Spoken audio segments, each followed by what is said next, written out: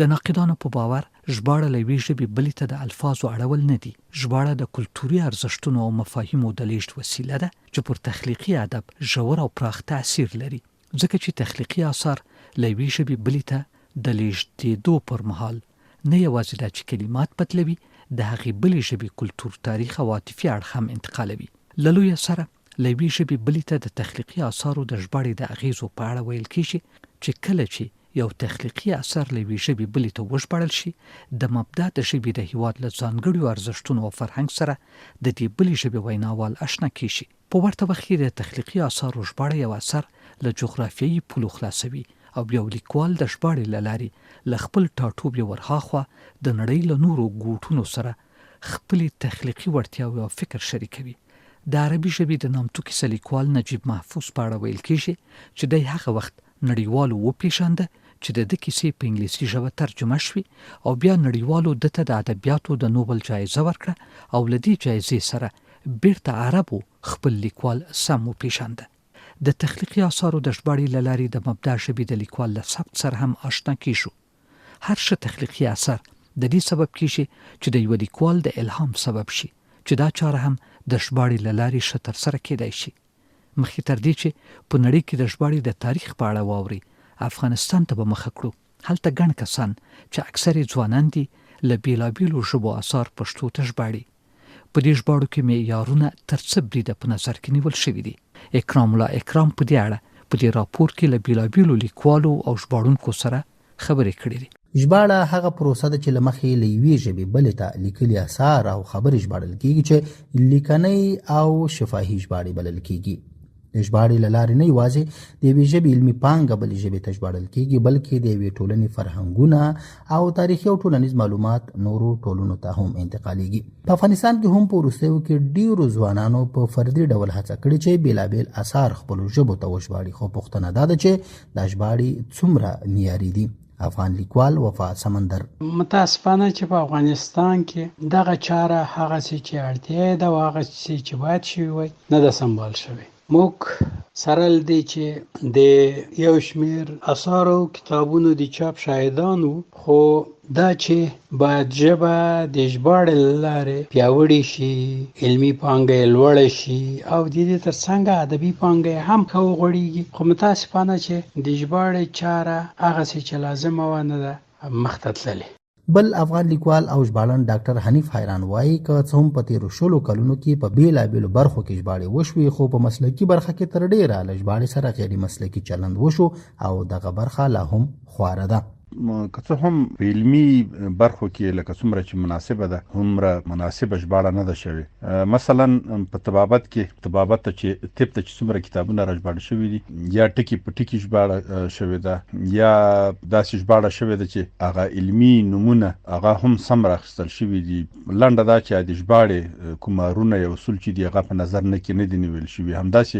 په نورو مسلکونو کې درواخله. افغان لیکوالان وایي په افغانستان کې د یو واحد مرکز نه موجودیت هم جدي ستونزه ده، ځکه د دوی په خبره زیات شمیر ژباړونکي چې په انفرادي ډول بېلابېل اثار خپلو ژبو ته ژباړي نه پوهېږي په دې اثر نور کوم کسان کار کوي. افغان لیکوال وفا سمندر ازادي راډیو ته وویل چې د تیر جمهوریت حکومت پر مهال له پوره ډیرو امکاناتو سره د وخت حکومت ونه توانید چې په دې برخه کې پانګونه وکړي. په خوشنۍ سره چې له ټولو امکاناتو سره چې د جمهوریت د کلونو په ترڅ کې افغانستان ته راغلل،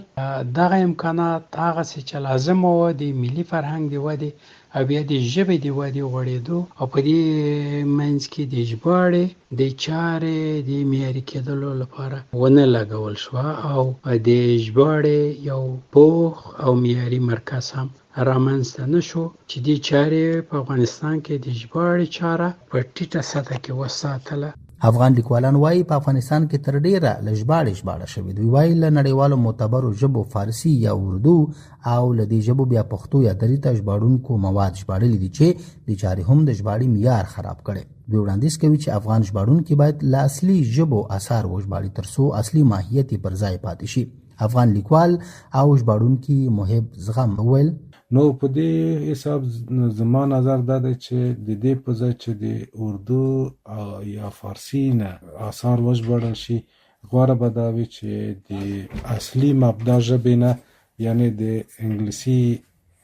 فرانسوي، جرمني او دغسې نورو نړیوالو ژبو نه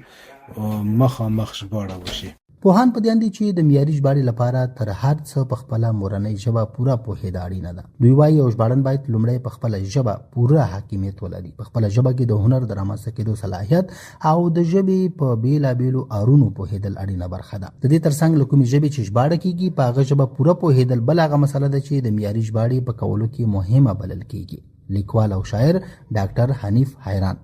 هغه څوک چې له یوې ژبې یو اثر راژباړي لومړی باید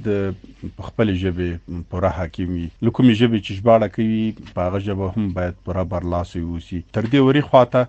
بهتره دا ده چې هغه ستونزې چې موږ په دې ټولنه کې موږ په دې برخه کې هره برخه کې لرو باید هغه په نظر کې ونیول شي او بیا اړوند کتاب خپل ژبې ته راوژباړل شي. په افغانستان کې که څه هم تر ډېره ذوقي او هنري موضوعات له نورو ژبو پښتو او دري ته راژباړل شوي، خو لیکوالان په دې اند دي چې د هنري اثارو پر ځای باید مسلکي او علمي اثارو ته لومړیتوب ورکړل شي، ځکه د دوی په خبره دا علم انتقالوي. لیکوال او ژباړونکي مادودین دوران وویل: د ذوقي موادو ژباړه ډېری وخت د ګټې په ځای تاوان ډېر کوي، ځکه د یوې ټولنې ذوقي اړتیاوې د بلې ټولنې له ذوقي اړتیاو سره فرق کوي او دغه ډول ژباړې ډېری وخت د فکري ګډوډیو باعث ګرځي. دویمه برخه د تخنیکي او علمي ژباړو ده چې هغه ګټوره ځکه ده چې په یو ټولنه کې علم ایجاد شوی وي او د الفاظو په وساطت باندې په ډېرې اسانۍ سره بلې ټولنې ته انتقالېږي. خو ډاکټر محب زغم بیا وایي په ټولو هغو برخو کې ژباړې ته اړتیا ده چې افغانستان ورته اړتیا لري. د فکر او فرهنګ په تولید کې، د علم په تولید کې تر هغه هم ډیر خوار یو، نو ډیر زیات ضرورت لرو دې ته چې فکر پارونکي موضوعات د علم، فلسفه، هنر، ادبیاتو او نورو مختلفو څانګو غوره آثار پښتو ته ترجمه شي. لننه نږدې 8 کاله مخکې ګوګل پښتو ژباړه پیل کړه. دا ستر ګام په پیل کې پوخ نه و، خو وروسته بلی د یو شمېر ډیرو تکړه ځوانانو په مټ په دې برخه کې مهم ګامونه اخیستل شوي دي. دا ګامونه داسې کسانو اخیستي دي لکه عبدالباري نوراني چې په کندهار کې د کمپیوټر جوړولو ورکشاپ لري. د په تېرو 10 کلونو کې له کوم مادي امتیاز پرته ګوګل ژباړونکي ته 150,000 پښتو جملې ژباړلې دي. صادق رښتینی له ښاغلي نوراني سره مرکه کړې او لومړی ترې پوښتلي چې کوم ځانګړي معیارونه یې تعقیب کړي چې ژباړه یې دقیقه او سمه وي. اول خو موږ پوره کوشش کوو چې د ګرامر د لحاظه او د یاګانو د لحاظه ترجمه سمه ورته وکړو، خو بیا هم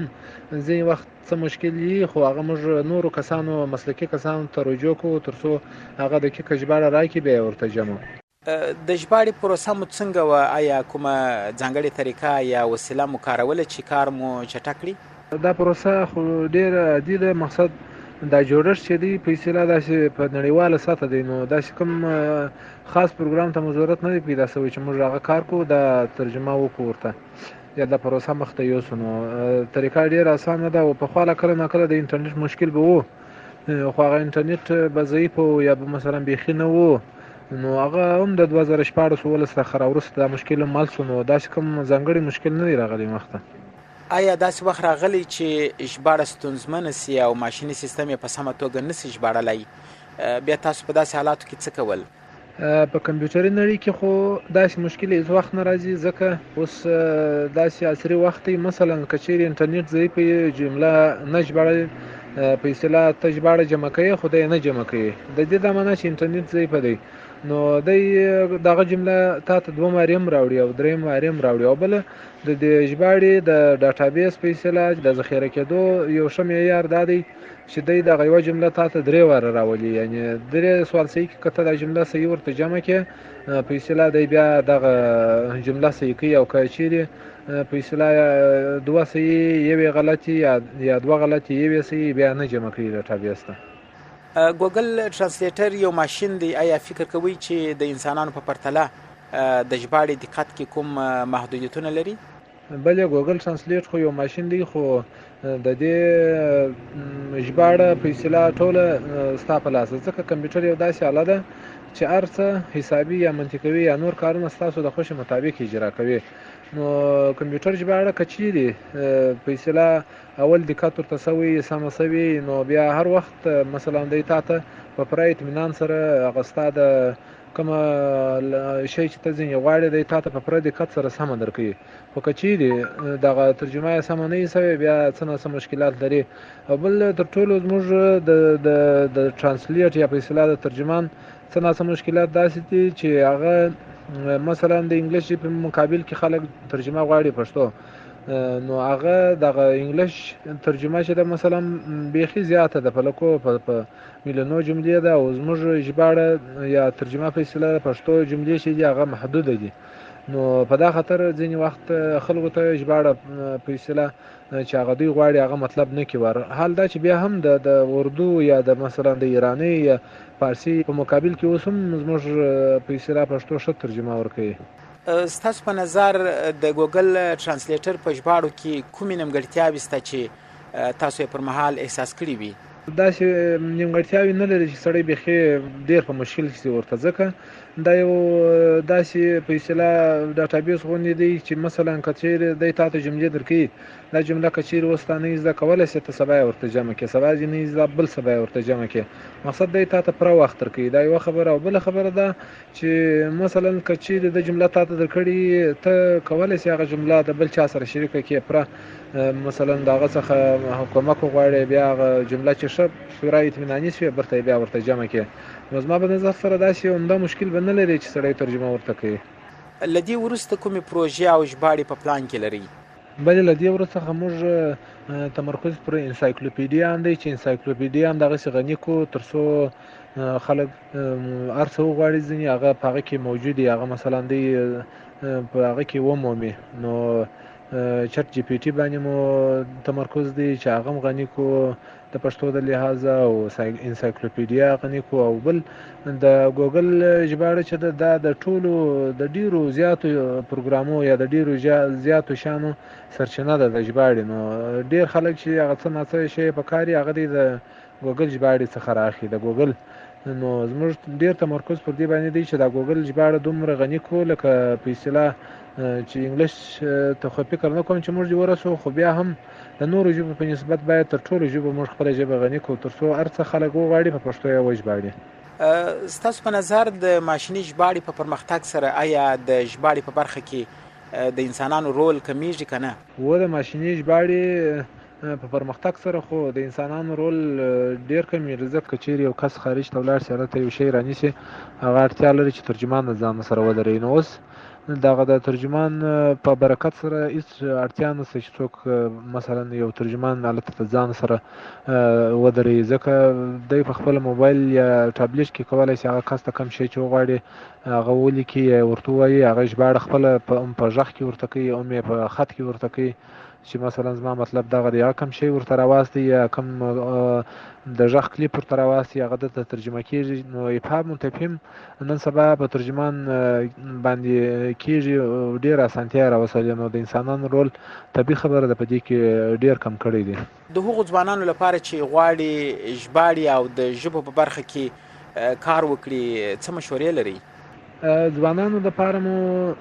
دا پیغام او غوښتنه ده چې دوی باید نور کوي که نه خپل د ژبې دپاره لستوڼي راپورته کړي خدمت وکړي ځکه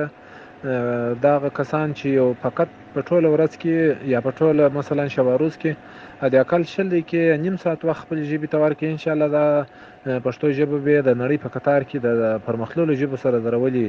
نو ډېر علمي خلک شته ډېر داسې کسان شته چې د ټکنالوژي په برخه کې ډېر وارد دي ډېر ښه معلومات لري نو هغه کسانو څخه مو هیله ده چې دوی په اصطلاح چې هر څومره مصروف وي د اقل په شبه روز کې یو 20 دقیقې او نیم ساعت وخت د خپلې ژبې پرمختګ دومره وباسي هغه چې دی کولی شي هغه پرمختګ د خپلې ژبې دپاره وکړي نو هم به د پښتو د پرمختللو ژبو په قطار کې درولي هم بیا د پښتو ژبه د دنیا د سیالانو ژبه کړي.